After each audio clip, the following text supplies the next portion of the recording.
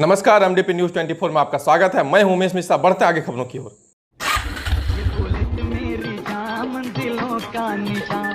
आपके शहर मधुपुर में खुल गया है बुलेट का सर्विस सेंटर, जहां आपके रॉयल इनफील्ड से जुड़े सभी ओरिजिनल पार्ट्स और मॉडिफाई करने का सारा सामान उचित मूल्य पर उपलब्ध है। अनुमंडल प्रेस क्लब मधुपुर ने मंत्री हाजी हुसैन को सौंपा ज्ञापन। आरओबी के मुआवजे का हो पुनर्मूल्यांकन, कहा पूर्व सारठ विधायक उदय शंकर सिंह ने। उद्घाटन के 18 महीनों के बाद भी नहीं चालू हो सका पोस्टमार्टम हाउस। बैकुंठ धाम मधुपुर का प्रवेश द्वार दे रहा किसी दुर्घटना को आमंत्रण। पीएम आवास के आस में मार्गमुंडा प्रखंड के जेरो पहाड़ी के गरीब मजदूर। देवघर में खुल गए होटल, संचालकों ने व्यक्त की प्रतिक्रिया। छायाकाश से दुर्व्यवहार के मामले को लेकर करों प्रखंड में हुई पत्रकारों की बैठक। अनुमंडल अस्पताल मधुपुर के स्वास्थ्य टीम द्वारा 293 व्यक्तियों का कोरोना जांच हेतु लिया गया सैंपल कलेक्शन। और अब जानते हैं खबरें विस्तार से। मधुपुर के इंस्पेक्टर इंचार्ज सत्येंद्र प्रसाद द्वारा स्थानीय दैनिक के प्रतिनिधि अनवार आलम उर्फ सन्नी खान से दुर्व्यवहार करते हुए आपराधिक मामले में फंसा देने की धमकी देने के मामले में बुधवार को पत्रकारों का एक प्रतिनिधिमंडल सूबे के अल्पसंख्यक कल्याण व निबंधन मंत्री हाजी हुसैन अंसारी से मिलकर संयुक्त हस्ताक्षरित ज्ञापन सौंपा। पत्रकार सन्नी खान ने मंत्री को बताया कि लालगढ़ में मुहर्रम का कवरेज करने के दौरान इंस्पेक्टर इंचार्ज द्वारा अमर्यादित शब्दों का इस्तेमाल करते हुए आपराधिक मामले में फंसाने के साथ स्थानीय पत्रकारों को बर्बाद करने की धमकी दी गई। पत्रकारों ने कहा कि पुलिस पदाधिकारी द्वारा जब पत्रकार के साथ ऐसा बर्ताव किया जा रहा है तो आम जनता के साथ उनका व्यवहार कैसा होगा, यह आसानी से समझा जा सकता है। इंस्पेक्टर इंचार्ज मधुपुर को तत्काल मधुपुर से हटाने की मांग की गई है। पत्रकारों ने कहा है कि शीघ्र इंस्पेक्टर इंचार्ज पर कार्रवाई नहीं हुई तो स्थानीय पत्रकार अनुमंडल कार्यालय के समक्ष अनिश्चितकालीन धरना प्रदर्शन करने को बाध्य होंगे।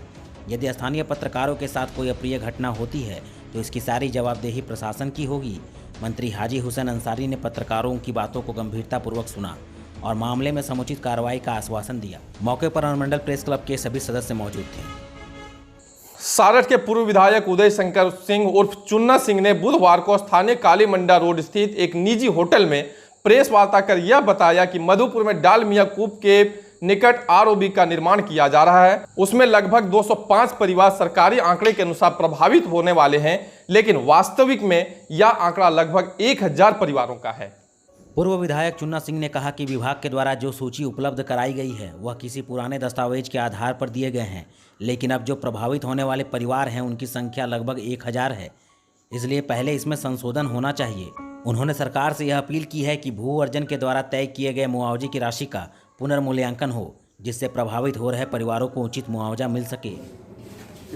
इसको सिर्फ मैं उचित ढंग से नहीं हुआ है नहीं कहूँगा, मैं ये कहूँगा कि जो ज़मीन गई है जिनकी और जो निर्धारित किया गया है दर, वो गला दबा के खून चूस के और पैसे का जितना भी ज़्यादा विमोचन हो सके करते हुए जितना कम से कम दिया जा सके दो।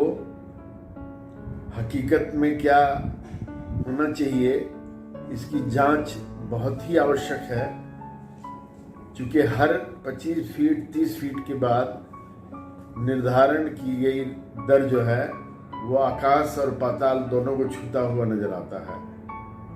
हर वो मोहल्ला, वो सड़क, वो घर जो कमर्शियल हाउस कहलाता है, उसका बिजली, उसका हर चीज़ का दर सरकार लेती है कमर्शियल रेट में और दे रही है प्राइवेट हाउस के रेट में। ये कहाँ का दस्तूर है, ये कहाँ का इंसाफ है? जिस समय ये जिसने भी निर्धारित किया है 101% गलत है। इसकी जांच होनी चाहिए, वर्तमान सरकार को जांच करके, वर्तमान प्रशासन को जांच करके और तभी इस पर कोई चीज़ निर्धारित करे तो वो ज़्यादा बेहतर है। जो सड़क बन रही है उसमें भी पुल और सड़क दोनों के नक्शे पर भी दोनों की बात है। मैंने ये पुल की बात जो मैं बताया ये भी, और सड़क की। पुल तो ऐसा हो गया है कि वो लगता है जैसे डिज्नीलैंड की तरह ये पुल बन रहा है। और सड़क की तो कहीं चौड़ाई है दुरुस्त ढंग से, कहीं चौड़ाई है गली की तरह, कहीं चौड़ाई है एक ड्रेन की तरह। तो समझ में नहीं आ रहा है कि ये NH बन रहा है, नेशनल हाईवे बन रहा है, या भूल भुलैया वाला रोड बन रहा है। स्थानीय बैकुंठ धाम स्मशान घाट के पास लाखों की लागत से बनकर तैयार पोस्टमार्टम हाउस का उद्घाटन स्थानीय सांसद डॉक्टर निशिकांत दुबे द्वारा महीनों पूर्व किया जा चुका है, लेकिन अब तक पोस्टमार्टम हाउस चालू नहीं हो पाया। स्थानीय जनप्रतिनिधियों के प्रयास से पोस्टमार्टम हाउस का निर्माण तो करा दिया गया, लेकिन संबंधित अधिकारियों के आदेश नहीं मिलने से चालू नहीं हो पाया है। महीनों पहले भाजपा नेता Sanjay Yadav, chamber of commerce के महासचिव मोती सिंह ने सिविल सर्जन देवघर से शीघ्र पोस्टमार्टम हाउस चलाने की मांग की थी, लेकिन अब तक इसका कोई सकारात्मक असर देखने को नहीं मिल रहा। अनुमंडल अस्पताल के चिकित्सकों के अनुसार पोस्टमार्टम हाउस चालू करने के लिए कर्मचारियों का पोस्टमार्टम का प्रशिक्षण हो चुका है। लॉकडाउन के दौरान अनुमंडल क्षेत्र में 1 दर्जन से अधिक लोगों की मौत दुर्घटना में हुई। सभी को पोस्टमार्टम के लिए देवघर भेजना पड़ा। इससे मृतक के परिजनों को शारीरिक, मानसिक और आर्थिक परेशानियों का भी सामना करना पड़ता है। फिलहाल पोस्टमार्टम हाउस में 2 गार्ड को तैनात किए गए हैं, जिन्हें 6 महीने से अब तक वेतन भी नहीं मिला। कुछ महीनों पहले पोस्टमार्टम हाउस में अज्ञात चोरों द्वारा चोरी कर ली गई थी, जिसके बाद यह गार्ड की तैनाती की गई है। मेरा नाम सोमलाल हंसदा हुआ और एक है सुनील मुर्मू। हम लोग 2 गार्ड हैं। यहाँ पर हम लोग नाइट ड्यूटी करते हैं। 6 महीना से रह रहे हैं हम लोग। पैसा मिलता है? पैसा भी 6 महीना से हम लोग को पैसा नहीं मिला है। मधुपुर के पथलचट्टी स्थित बैकुंठ धाम अर्थात स्मशान घाट जाने वाले मार्ग में प्रवेश द्वार वर्षों पूर्व बनाया गया था। अब इसकी हालत काफी जर्जर हो चुकी है और यह कभी भी टूटकर गिर सकता है। जर्जर द्वार किसी दुर्घटना को अंजाम दे सकता है। शायद इस पर अब तक जनप्रतिनिधियों की नज़र नहीं पड़ी या इसे वो नज़रअंदाज करते रहे हैं। बैकुंठ धाम की जो कमेटी बनी हुई है, लगता है उन सदस्यों की भी नज़र इस प्रवेश द्वार पर नहीं पड़ी है।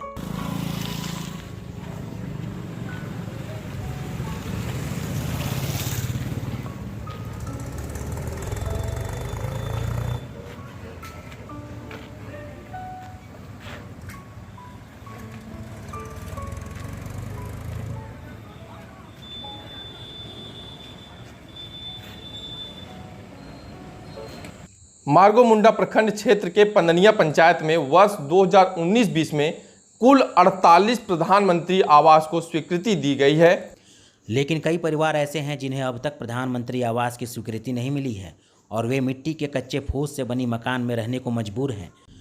जेरो पहाड़ी के एक दंपति ने कहा कि हम लोगों को घर की सख्त ज़रूरत है, फूस से बने मकान में रहने को मजबूर हैं। बरसात के दिनों में रात भर जाग कर रात गुजारना पड़ता है। हालांकि पंचायत के मुखिया प्रतिनिधि अशोक यादव ने बताया कि जिन्हें पीएम आवास की स्वीकृति नहीं मिली है, उसके लिए हम प्रयासरत हैं। पीएम आवास आपको मिला है कि नहीं? नहीं, कहीं हाथ देखबे करें। कौन घर में रहे? हमारे बेटा ने हो, 3 बेटी हो, खाली बेटिए हो और घरों ने। अब तक कितना सैंक्शन हुआ है इस साल? मैं पंदनिया मुखिया प्रतिनिधि अशोक यादव हूँ। मेरे यहाँ 19-20 का 48 सैंक्शन हो गए थे, उनसे लाभों को मिले थे, जिसमें से 2-4 गो का पक्का का मकान रहने के कारण पीएम आवास हम लोग को नहीं दे पाए, नहीं वो लोग का करा पाए। जो कच्चा मकान हमारे अभी पंदनिया में बहुत आदमी का बाकी है, बहुत गरीब का बाकी है, वो काफ़ी प्रयास हम कर रहे हैं और जितना हमसे बन पड़ेगा उतना हम कोशिश लगातार कर ही रहे हैं। जहाँ तक मेरा प्रयास जारी है। पिछले 5 महीने से बंद पड़े देवघर के साथ साथ पूरे झारखंड के होटल आज से यात्रियों के लिए कुछ शर्तों के साथ खोल दिए गए। आपको हम बता दें कि लॉकडाउन के प्रारंभ से ही सरकारी निर्देशों के बाद आज तक सभी शहरों के होटल बंद पड़े थे। सरकारी आदेश के बाद आज पुनः होटल के खुलने से संचालकों के चेहरों पर खुशियां तो दिखी ही, लेकिन देवघर में अभी भी यात्रियों की कमी को देखते हुए उन्होंने अपनी प्रतिक्रिया हमारे कैमरे पर व्यक्त की।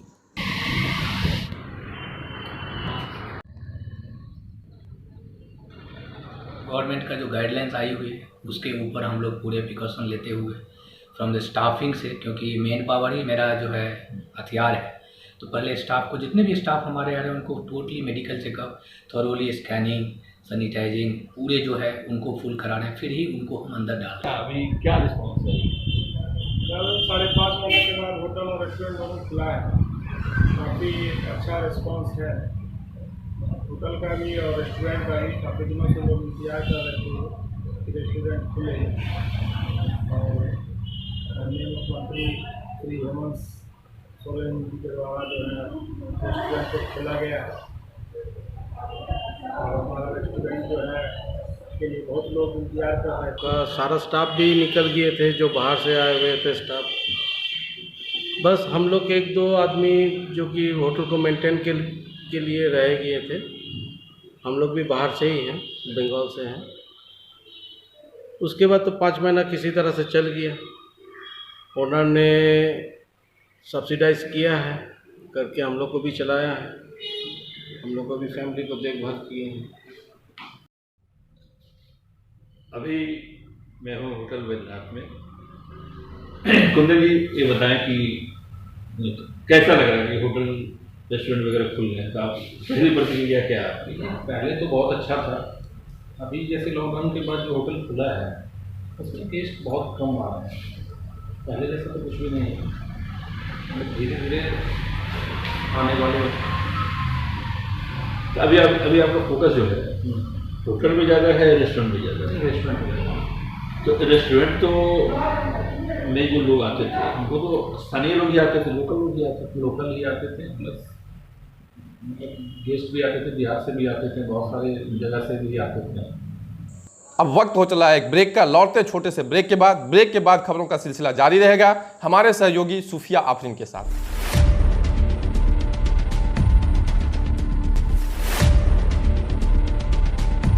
भ्रष्टाचारियों की खुलेगी अब पोल।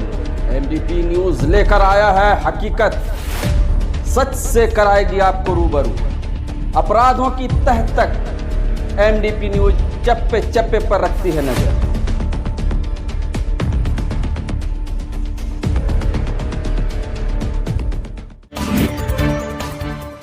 ब्रेक के बाद आपका स्वागत है, मैं सूफिया आफरीन। बढ़ते हैं आगे की खबरों की तरफ। अनुमंडल स्थित करौ प्रखंड के करौ ग्राम में विगत दिनों पूर्व मधुपुर के थाना प्रभारी इंस्पेक्टर इंचार्ज सत्येंद्र प्रसाद के द्वारा छायाकार सनी खान के प्रति दुर्व्यवहार व धमकी देने को लेकर करौ प्रखंड के पत्रकारों ने एक बैठक की। पत्रकार निर्मल सिंह ने कहा कि पत्रकार मुसीबत झेलते हुए आम जनता की आवाज़ को उठाते हैं। ऐसे में थाना प्रभारी का व्यवहार घोर आपत्तिजनक और निंदनीय है। और मंडल प्रेस क्लब की शाखा करौ के पत्रकारों ने सत्येंद्र प्रसाद के व्यवहार की निंदा करते हुए अविलंब निलंबन की मांग की है। मौके पर निर्मल सिंह के साथ मनोज सिंह और संजय मिश्रा भी मौजूद थे। पिछले दिनों मधुपुर के एक पत्रकार के साथ वहां के इंस्पेक्टर द्वारा जो दुर्व्यवहार किया गया है, करौ के पत्रकारों द्वारा इसका पूर्ण भर्त्सना किया जाता है। हम लोग इस कड़ी धूप गर्मी छाव में रहकर इतना कष्टमय जीवन से पत्रकारिता करते हैं, लोगों का समस्या को यहाँ से वहाँ तक पहुँचाते हैं। उसके बाद अगर ऐसा कार्यवाही अगर नहीं इस पर कार्यवाही किया गया तो हम लोग का आंदोलन जारी रहेगा और ऐसे पदाधिकारी को यहाँ से मैंने तबादला तो होना ही चाहिए, इसको मैंने सस्पेंड भी होना चाहिए। और इसके लिए अगर 1 सप्ताह के भीतर नहीं किया जाता है तो करौ प्रेस क्लब अनुमंडल प्रेस क्लब के साथ है, हम लोग इसका सदस्य हैं, हम लोग इसका पूरा भर्त्सना करते हैं। ऐसे भ्रष्ट पदाधिकारी को यहाँ से हटा। बीते मंगलवार को अनुमंडलीय अस्पताल मधुपुर के उपाधीक्षक डॉक्टर मोहम्मद शाहिद के निर्देशानुसार डॉक्टर इकबाल खान के नेतृत्व में लैब टेक्नीशियन मंजीत कुमार तथा MPWU अजय कुमार दास द्वारा कोरोना वायरस जांच हेतु ताराजोरी आमतल्ला भेड़वा तथा अनुमंडल अस्पताल मधुपुर में कुल 293 व्यक्तियों का RT-PCR जांच हेतु सैंपल कलेक्शन किया गया। आज के लिए बस इतना ही, मुझे दीजिए इजाज़त। कल फिर मिलेंगे कुछ नई खबरों के साथ। नमस्कार।